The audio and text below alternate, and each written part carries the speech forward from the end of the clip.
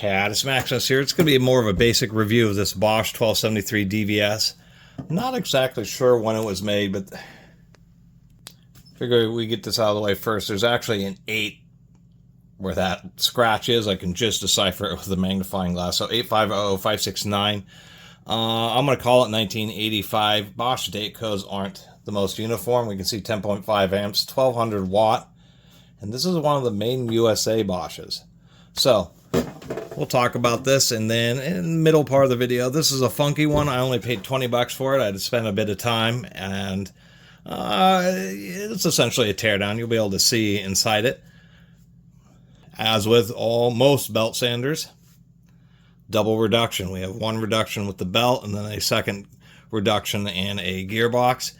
And this thing has definitely seen some use, but still is working great.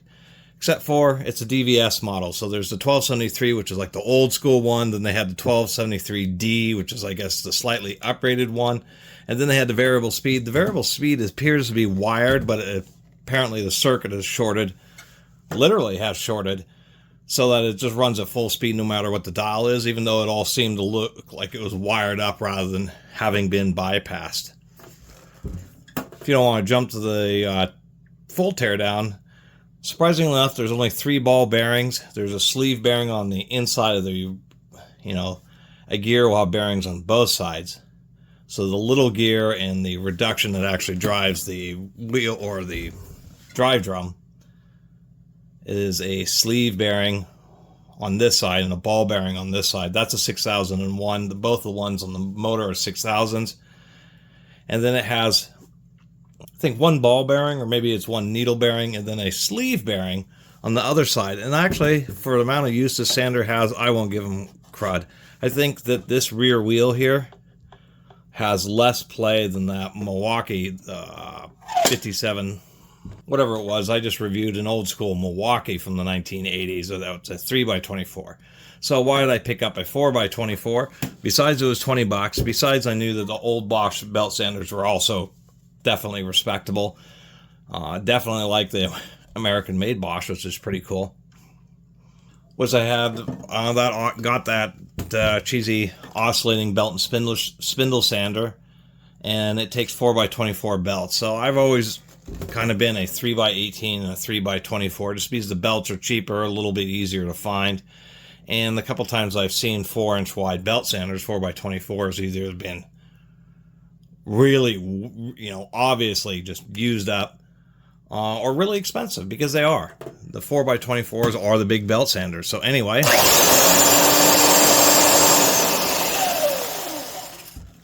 I managed to somehow magically find Italian-made SKF bearings that were in my collection.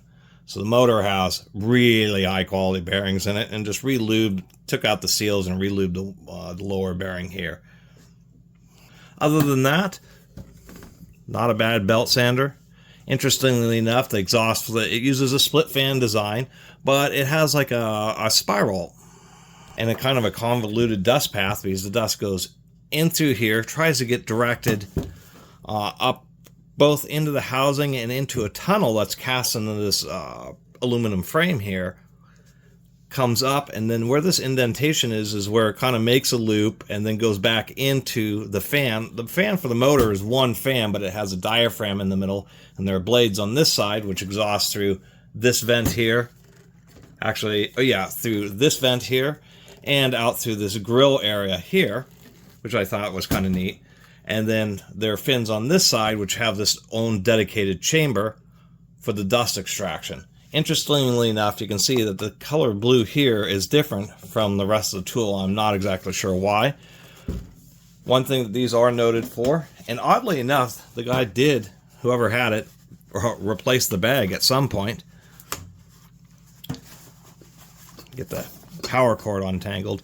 But this actually has dust extraction that works. If you look at the bag here,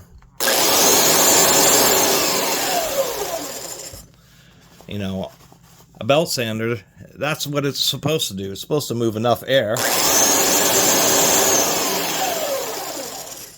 to inflate the bag.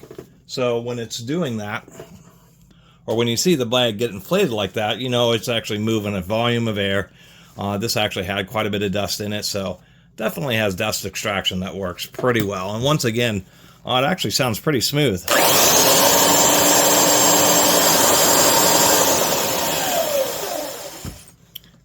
Belt sanders that are lesser quality, one of the things that really sets them apart is lower quality belt sanders.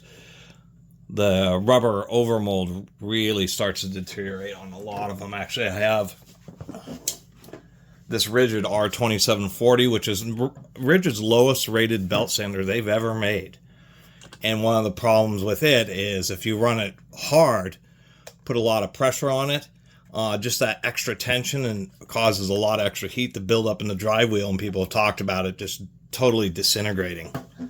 So that's one of the reasons, you know, belt sanders, surprisingly enough, it's hard to find a good belt sander. You still can.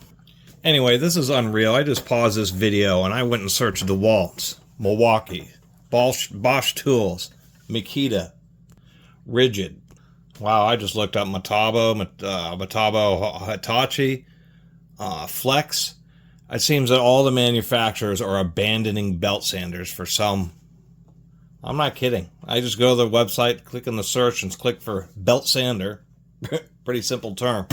And it's like Makita with the 9403 single speed 4x24 and the Makita 9404 variable speed, but Makita, it's like $300 plus for the single speed and like $400 for the variable speed 4x24.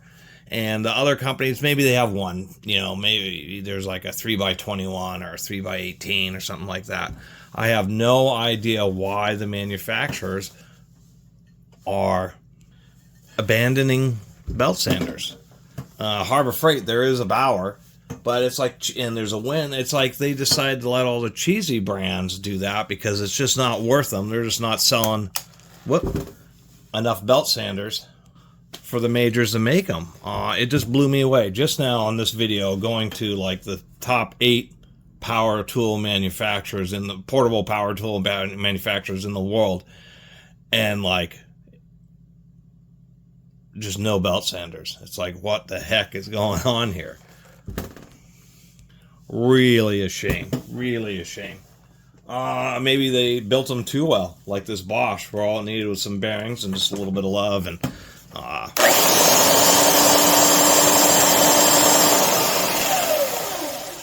mean, it just sounds great. And this thing's ready for another lifetime of use.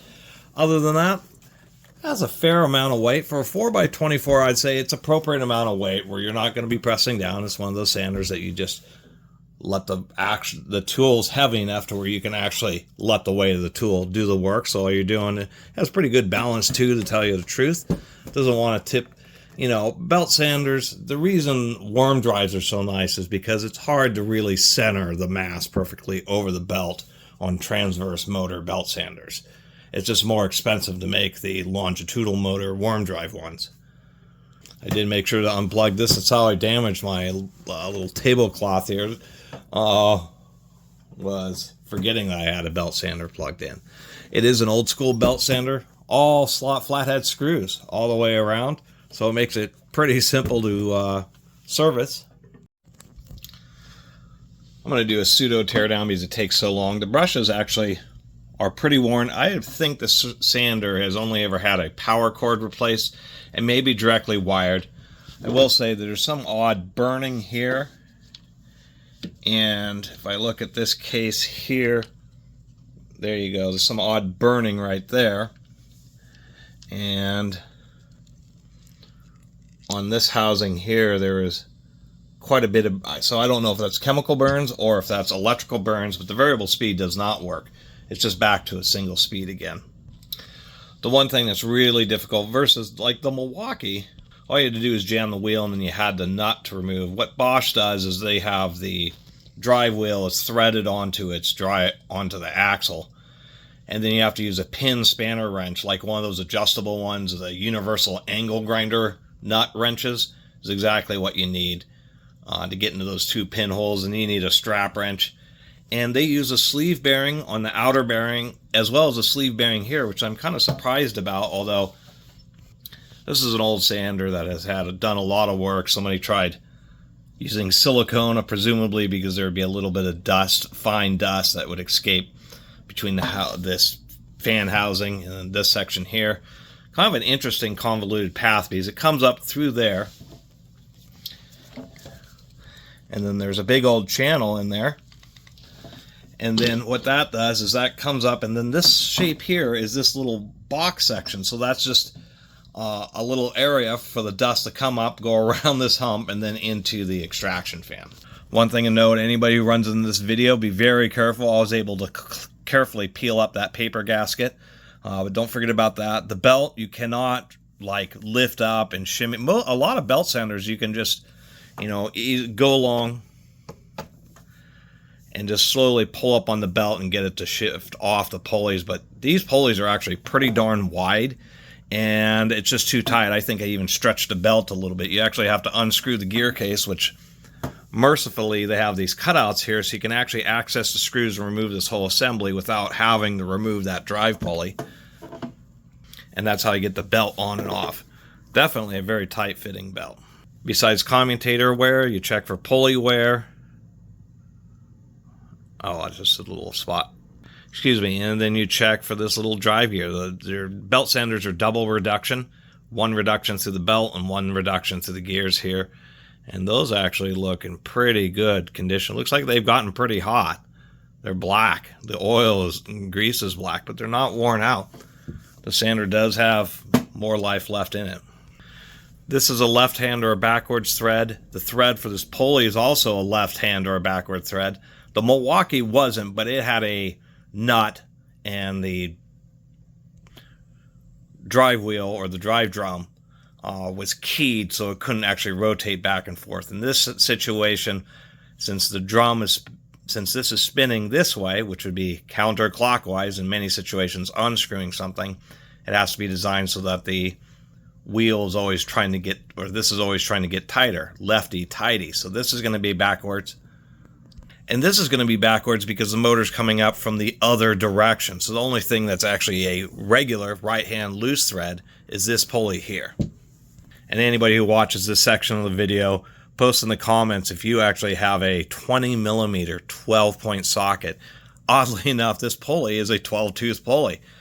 And 13/16 was too big, 19 millimeter 3/4 too small. And like the socket that never comes with 3/8 sets, 20 millimeter, this one is a great neck that I found somewhere, happens to be the perfect fitting socket. So you can actually use a socket on this pulley. Makes life a heck of a lot easier. Pop this casing off, and then you just hold the motor to remove the pulley so you can access this bearing. As with almost all power tools, it's you know, belts and bearings. In a second I'll show the other side, but Bosch does use a zirconium, which is the white ceramic, like ceramic kitchen knives, as a wear plate, so it's still okay. And I need to straighten it out. Well, I'll turn it up like... I totally forgot about this. I think somebody mentioned this once, but there is with belt sanders, the number one thing to wear out is the thin piece of sheet metal. It's the protective slide or glide plate on the bottom. There is this anti-friction or wear pad, which is it's like sandpaper, but instead of cloth back sandpaper, but instead of having sanding grit, it has this big thick layer of graphite on it, and it's sold as like a graphite wear pad. It's about a 32nd of an inch thick, maybe a 16th, you know, 1 or 2 millimeters, and that's what somebody has done here. And it actually is a totally legitimate way to fix the bottom. You can't forget that there is a thin layer of cork, just kind of as a piece of padding, but I need to straighten this out. But that's how this person fixed this. Bosch also has this, and some sanders do this, some don't. The belt rides really close to where the wear plate is. On this Bosch, to have the belt relatively aligned to the outer edge of the sander, there's a huge old gap. And even though, you know, the reason the belt's jamming into the body is because people are pushing sideways. They're kind of like sanding like this, and it's not an orbital sander. You're not going around side to side. You need to go back, shift a little bit, go back and forth. And people are putting too much pressure on it and like jamming it sideways. And what Bosch has done is given a huge old gap, so it should be like really obvious that you have like a big section of this wheel exposed, that the belt's too far over. And I guess I'll mention this portion. There's a bunch of screw holes here, and there's some screw holes in the back. So there's obviously, and there's these kind of odd little notches here. I haven't been able to find images, but there obviously is some type of accessories, whether it's an edge guide or something like that. There's definitely some accessories, which isn't very common at all in belt sanders, to have things that you can like bolt on or bolt it to stuff. I never really show this just to try to make the video shorter, but this is the setup. It's that little vise. Holds on the end of the motor, so it's easier to get the hole. And I'm always using these bearing pullers. Actually, I recently damaged this a little bit because I was pulling off a bearing. I had to grab around the fan, but there's like a little lip. So you have to be careful in some situations. Otherwise, these guillotine style are just what you need just to get under the edge of the lip. Fortunately, these were 6,000 bearings, and number 6,000. Unfortunately, I had two of them. I don't know if you can really see here. You can just barely see, but I actually somehow, I don't know where these came from, but these are Italian-made SKF bearings. So it had Japanese Nachi bearings on it before. The one on the front of the motor was like right on the verge of seizing. It actually had so much dust packed into it that you can see it actually shoved the seal into the bearing race. This thing is like on the verge of seizing. Super fun to get this out of the housing because you can see this little, well, I don't have multiple hands here. This is a little track to go along with the fan, and it's a tapered track, so you can't just put a socket there. I had to really balance it on the socket right here to tap that bearing out, because this flange, as you can see, is just kind of floating out there in space. Super easy to break that off. To put the bearing in was actually really easy because this whole side is flat, but to take it out I had to just, well, I had this whole section, so the socket was on an extension, and fortunately it wasn't too tight in there, and it's held in by a snap ring. Another piece of the rebuild process I have found, at least on belt sanders, is even the threaded wheels tend to be pretty easy to remove, because the way they're threaded, as the sander runs, it's trying to screw the wheels on so they don't come off. It also means that they don't have to put a tremendous amount of torque. I was just able to wrap a rag around the gear and just use a pair of pliers to hold it. Unscrew this. Surprisingly enough, this is threaded, and then this is a little lock nut, and man, you really need a thin wall socket to just get in there. This tecton here just barely fits in that space. So this is just a jam nut. You remove that first, and it's really easy to remove that. This happens to be a 6001. I was actually kind of hoping it would have been a 6000. That way all 3 ball bearings, there's only 3 of them in the sander, would be the same size, except for that's a 6001. It wasn't so bad, but I popped the seal. I kind of dinged it when I put it back together.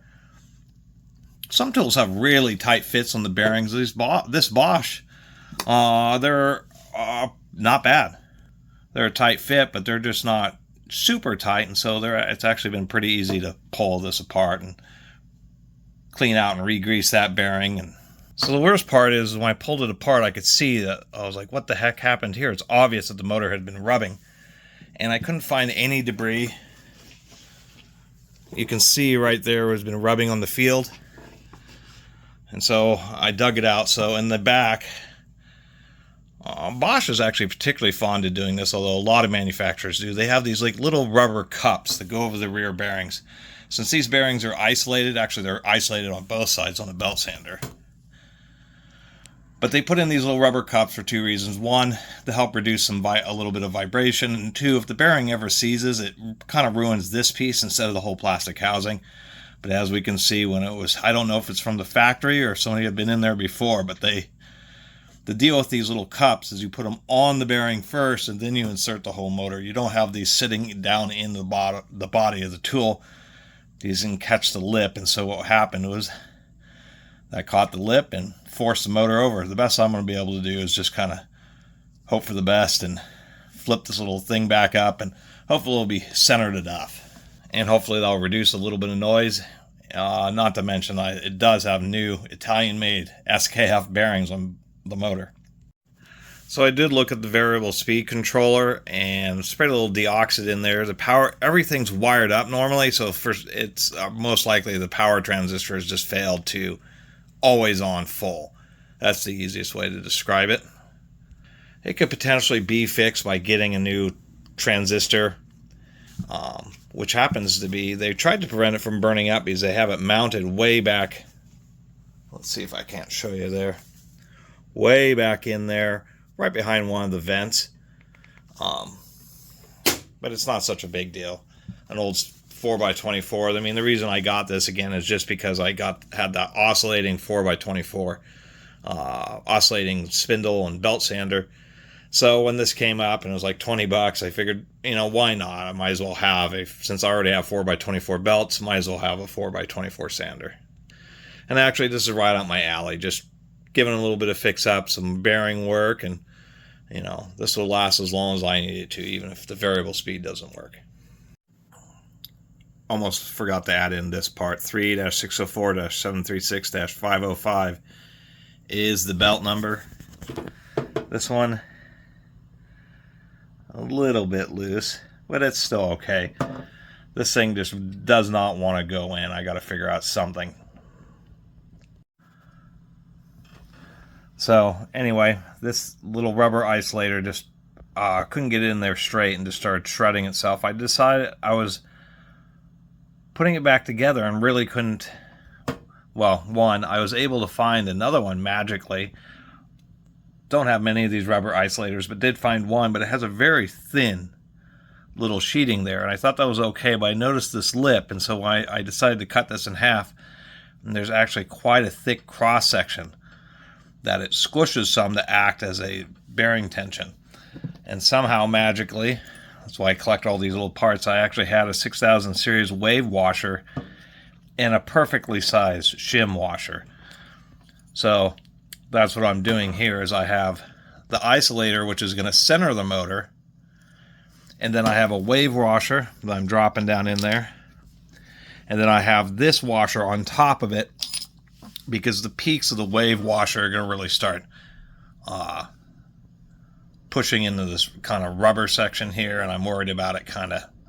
Actually, it will be riding right on the edge of the bearing, but I figure it's better just to put it in like that and then have the bearing, this rubber part, just sitting on a nice even washer. So why I keep a bunch of random parts is for situations just like this. Just, you know, I don't repair...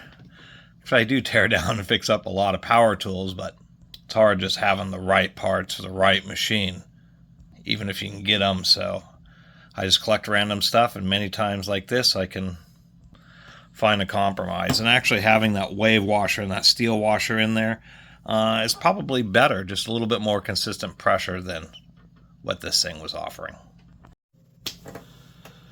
All right, so those are my little tidbits that I decided to throw in there for the teardown.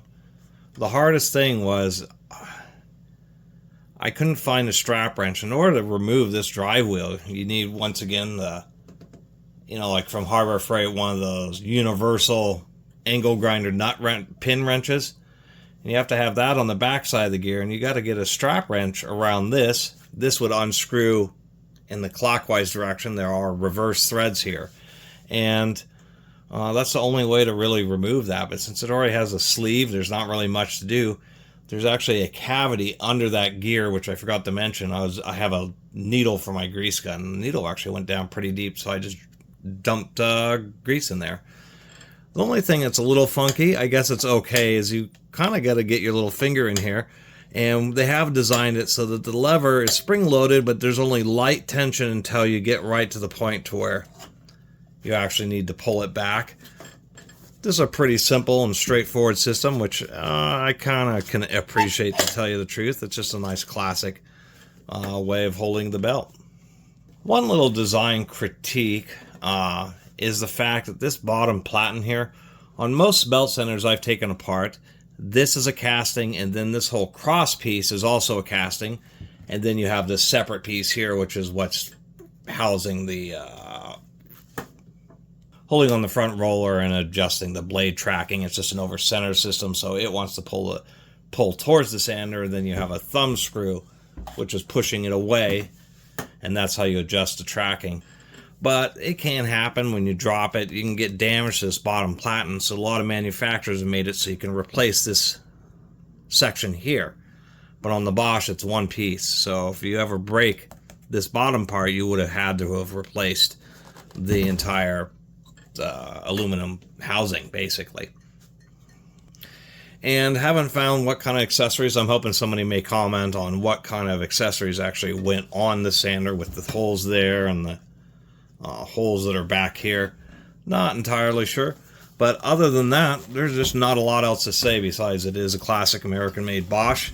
It's a quality belt sander, and looking online, it literally appears that manufacturers are is simply abandoning belts. The professional tool manufacturers are abandoning belt sanders. It's a little crazy to think about. It's like people just don't sand anything anymore, or all they need is whatever they happen to offer. Like Hitachi had a 3x21, that was it. Porter Cable still sells a 352. It's the very last of the old school Porter Cable sanders, but that's the only one on their whole website.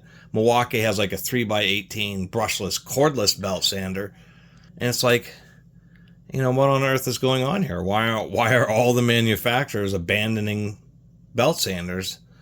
I guess they just want to let Makita make all the money, because Makita is the last company that's really making a lineup of belt sanders, corded or cordless.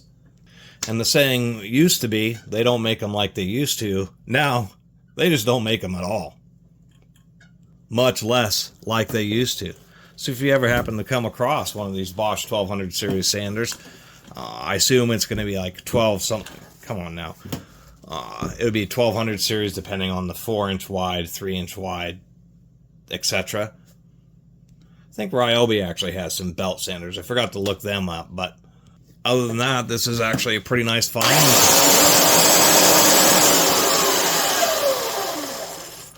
And really sounds like a nice machine.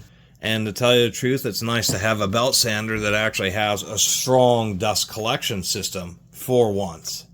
I don't know why so many belt sander manufacturers have such a hard time. I have that big Milwaukee that I reviewed a couple weeks ago, and it is a really nice belt sander. And it doesn't have a bag, it just has a dust extraction which blows out the side of the sander. But it hardly even works. It's just like, seems to be a big difficulty. Hell, even on this rigid, where they actually have a totally separate centrifugal fan, just a completely separate housing, driven by its own pulley off the belt, and it can't seem to collect up dust like this old Bosch does. Anyway, thanks for watching. See you next time.